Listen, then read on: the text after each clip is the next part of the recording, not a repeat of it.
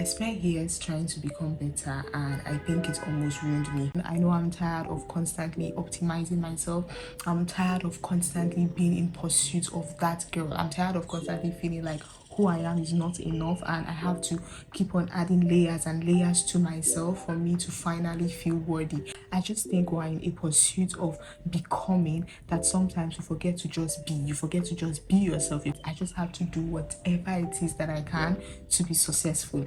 And in no time, I started chasing versions of success that did not belong to me. Everything that I've been doing with my life up to that point was so far from who I was so far from the life that I wanted. And so that night, I brought a sheet of paper. It was that serious. I'm not even joking. I started asking myself questions.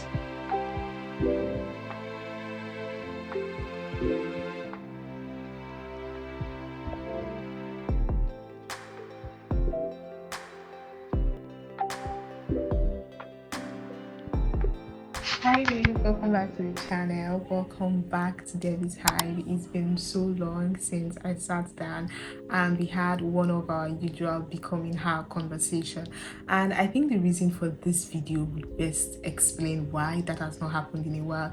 But yes, I've missed talking to you, I've missed chit-chatting with you. I think I've just spent the last couple of weeks being focused on Debbie's Hive diaries, forgetting there are actually people who enjoy my sit-down videos. But it's okay, I'm good to be back, so let's dive right into today's video. Now, I really struggled with finding an appropriate title for this video, just because I don't know, I just could not find the right words to completely convey how I feel about this topic, but I'm going to try to use my words so you get exactly what I mean. I spent years trying to become better, and I think it's almost ruined me. Now, from the outside, it felt like, I was doing everything right. I was taking a bunch of courses online, bagging certifications, investing in business, hopping on YouTube, picking up different productivity hacks that I would see successful people do. And then I would implement those things in my life. Not only would I not see any result, but I would feel so disconnected from myself. And I don't think there's anything worse than that feeling of, you're doing everything to make your life better, you're investing in yourself, but for some reason you just feel really miserable. So many people are tired, so many people are exhausted. You may not really understand why you're tired, but I promise you, if you have experienced any of the things that I've gone through this past couple of years in trying to find myself, then you'll be able to relate to this. I, for one, I know I'm tired of constantly optimizing myself. I'm tired of constantly being in pursuit of that girl. I'm tired of constantly feeling like who I am is not enough, and I have to keep on adding layers and layers to myself for me to finally feel worthy. Now, don't get me wrong, I'm the biggest advocate for self-improvement. I'm the biggest advocate of, all of us as humans, we're not perfect. So from time to time, you need to review, you need to check yourself, you need to do whatever you can to become that person. But honestly, it gets to a point where it genuinely becomes exhausting. I just think we're in a pursuit of becoming that sometimes you forget to just be. You forget to just be yourself. You're constantly trying to be this, you're constantly trying to be that. But sometimes take a step back, take a deep breath in, ask yourself, what do I genuinely like? Why am I this way? Why do I feel things like this? Why am I drawn to things like this? Ask yourself all of those deep questions, and the more you do that, the more you get to understand yourself. That is when you actually become better and constantly trying to become someone else. I don't know if that makes sense. So now I understand that there's a lot of pressure for us to become better. For some people, the pressure could come from family. You have parents who did not get the chance to study their dream career in school, who did not get the chance to buy the car they wanted, build the house they wanted for themselves, and then they have kids. They start to push all of those dreams, all of those ambition on the child, and it's like, no, you have to be a doctor, you have to be this, you have to be that.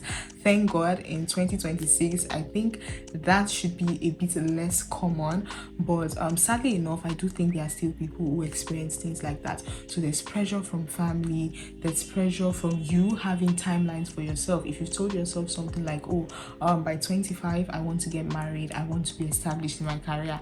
And before you know it, age 30 is clocking. Of course you would feel that pressure on yourself. I told you guys my last job, I told myself I only wanted to be there for 2 years, but then 2 years came and went, 3 years, 4 years, 5 years, I was still there. I started to feel miserable because it's just like I wanted more for my life, but for some reason I was just stuck there. So all of those pressures. So there's also pressure from, like, you know, comparison. You go on social media, you see your friends, your mates, people who you guys are like hustling the streets together, and it's almost as if they finally figured their life out and you're there. You don't even know what you're going to eat the next day. All of those pressure can just be a lot. Pressure to relocate, pressure to start a family, pressure to get a better job. It can be a lot. Now for me, I want to say most of the pressure was usually self-inflicted. Now I've just been someone who has not been satisfied with my life being mediocre, with my life being ordinary. I've just always wanted more from life. I've just always had these big dreams. So for me, it's just been stuck in that place at my old job, feeling like I wasn't making much of an impact. I wasn't doing much of what I wanted from life. Was like really frustrating. So being the ambitious girl that I was, and I still am, I just told myself, you know what, for me to become better, for me to be this girl that I dream of, I need to become better. I need to be a better partner. I need to be a better friend. I need to learn a new skill. I need to invest in a business, regardless of if, you know, I have any interest in it. I just have to do whatever it is that I can to be successful. And in no time, I started chasing versions of success that did not belong to me. I started doing things that I was seeing people do. I took a bunch of courses. I remember when this ALX course was trending, they had like different types. I chose the one for virtual assistant because it felt like, okay, if you're trying to get into remote work, and being a virtual assistant was like the safest and the easiest option. It was kind of trending everywhere, so I decided to do that. I took that course. Initially, of course, it was difficult, but I did not want to give up, so I worked on my portfolio, I worked on my CV. Like, I just knew how to apply for jobs. I became better at it.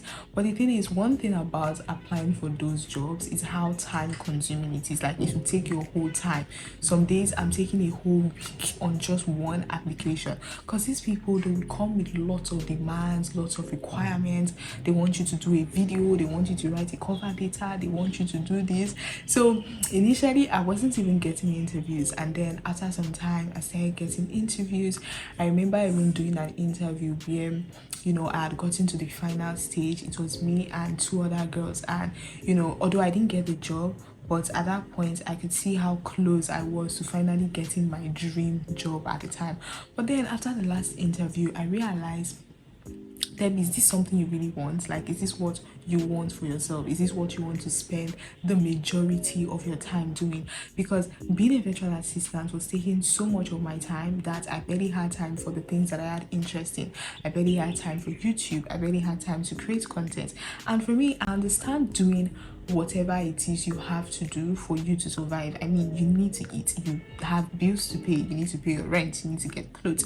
But I just think it's all about finding a balance. You don't want to, you know, be so focused on getting this money, be so focused on getting this bread, that you don't have space for your own dreams, you don't have space for your own passion.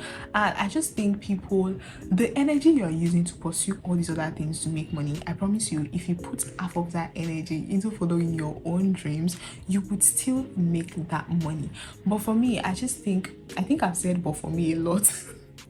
I don't know why I'm saying it over and over again, but I really just wanted a shortcut to success. I believed that the kind of life that I wanted for myself, if I should do it the right way, if I should do it my own way, it would take way too long for me to get there. So I was avoiding doing that long, difficult work. So I was just trying to look for different shortcuts to make it in life.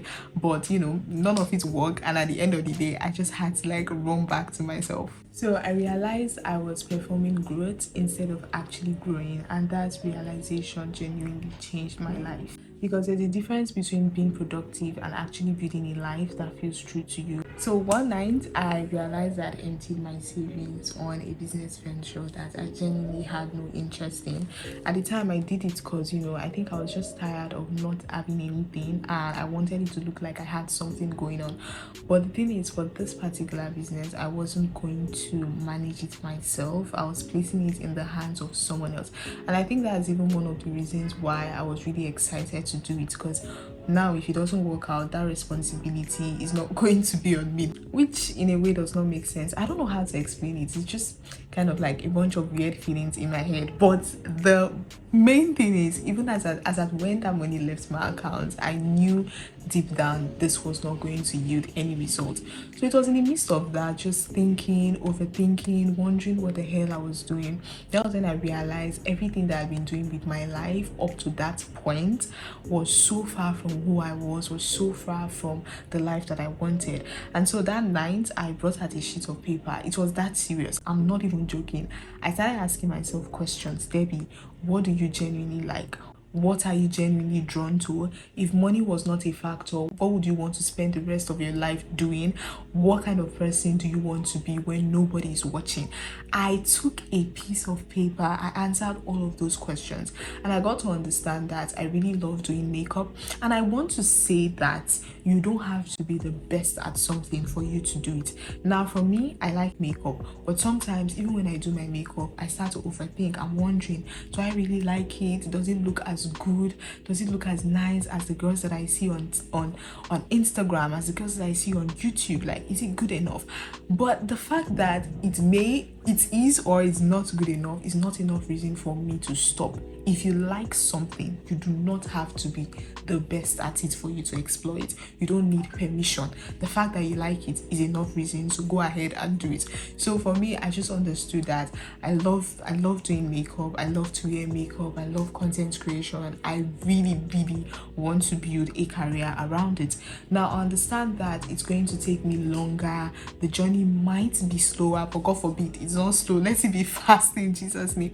But this is a life that I really want. This is a life that feels true to me. So now when I'm even working hard, when I'm editing videos, although I'm not going to lie, it can be stressful, but I do it knowing this is something that I want for myself.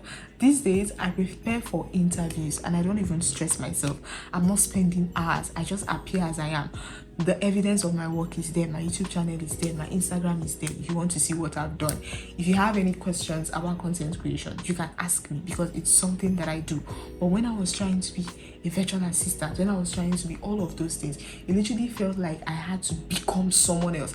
I had to read a lot. I had to cram a lot of things just so I could appear knowledgeable in a field that I was completely clueless about. So, I just spent a lot of time understanding myself, asking myself, trying to understand my habits, my emotions, the things that I'm more drawn to. There was just lots of internal work, and I really want to say I became better when I answered all of those questions, when I became intentional about being more of who I was as opposed to trying to become someone else. And this brings me to the movie that I saw at the cinema last week. Was it Thursday or Friday? So towards the end of the movie, the guy was talking to his dad. His dad was dying, so there was this really emotional scene when he was talking to his dad, and he was like, "Oh, daddy, I grew up to become the man you wanted me to be." And the dad was like, "I never wanted you to be anything. Like, you were and you're always enough as you are." And I just think it's the same thing for most of us. We just think who we are is not enough. We think our real personality, our authenticity, the things we like, no matter how quirky it is, even if you like making beads, even if you like making dresses, you love to play with plastic bottles. You see people do all of this great artistic work, and you're wondering, why did this person think that the cover of a plastic bottle can make a dress? That is because this person gave his or herself permission to be in their creativity. They found that they were drawn to playing with plastic bottles, and they explored that. That is why they're able to come up with all of those, insane designs. So no matter how crazy it is for you, if there is something you love, if there's something you have an interest in, you owe it to yourself to put time, to really understand that person. So now, this new version of Debbie, I'm calmer, I'm more comfortable moving slower. I understand myself better. I know that the fact that everybody's doing something does not mean it's for me. So basically, I just think I'm in a much more better path than I was before. And I want to be clear, I'm not in any way saying ambition is bad. I still want more for myself. I still want to be better. I want more success. I want to grow, but I just don't want it at the cost of who I am. Growth should come from a place of self-acceptance and not self-rejection or self-hatred, because in no time there will be this shift from, oh, I want to grow, I want to become better, to you now saying, oh, I want to become this version of myself who is finally worthy. And that is something you don't want at all. Growth should never come at the risk of you losing yourself. For all of these realizations, all of these lessons did not and has not magically fixed my life. There are still days where I overthink. There are still days where I ask myself, Debbie, what the hell do you think you're doing? There are still days where I wonder, if my life would have been different if I had stayed doing the old things that I was doing. So I still have some of those moments, but I just don't let it stop me. I just think I have like a clearer or a better understanding of who I am and what I want from life. So I'm just more comfortable being myself. So you guys, I hope you enjoyed this little chit chat, this little conversation. I just feel like it's been long overdue. So yeah, thanks for watching this video. Let me know your thoughts on this conversation, and I'll see you next time. Bye guys. If you're yet to subscribe to my channel, hit that subscribe button. I'll see you in my next video.